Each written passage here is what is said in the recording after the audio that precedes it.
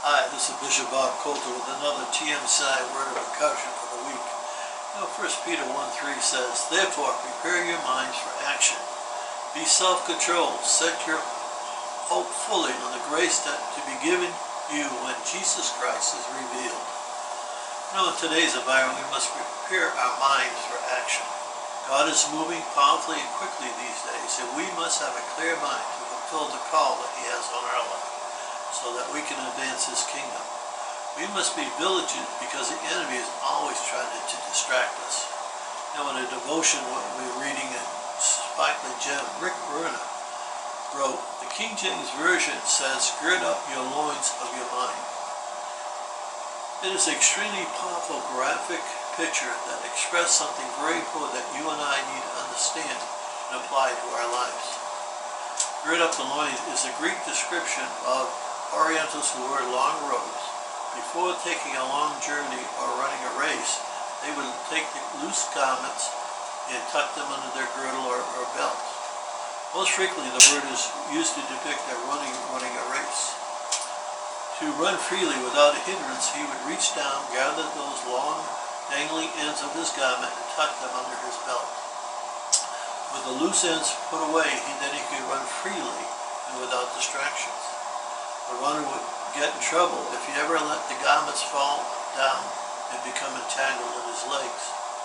Even though he may have been picked up his stride and running a good race up to that point, the incumbents of dangling, loosely hanging cloth would hinder his steps, and an allowance of these loose ends to keep dangling would be a sure way to lose the race. Notice that Peter was not talking about a garment made of fabric. Now, he was referring to our minds. He was talking about the loose ends of our minds. We must constantly be on our alert so that we do not wander from the call that God has on our life. Satan knows how to irritate us. He can use his people to speak something that gets us angry. He'll bring up circumstances that try to discourage us. Many times when I'm preparing for a mission trip or getting ready for a conference, Satan seems to rise up and try to strike me drastically. But many times it comes through weak or unsaved friends or families that have crisis, or even sickness that attacks my body.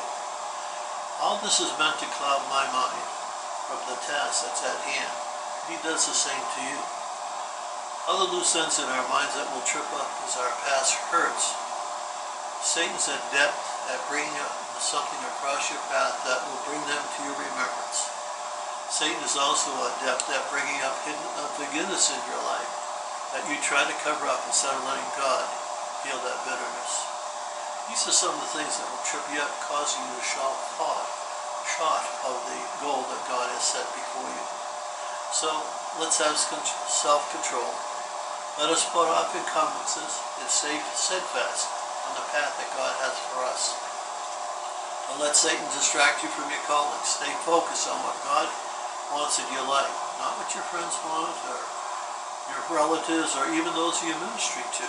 Many people will tell you what they think God wants you to do, but you wait on the Lord and He'll tell you what He wants.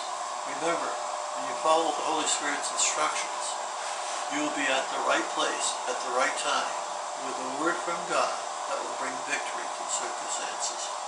So, let's continue to put our hope in Jesus, not in people, our education, or training, but in Jesus, who gives us the Holy Spirit to lead us and encourage us.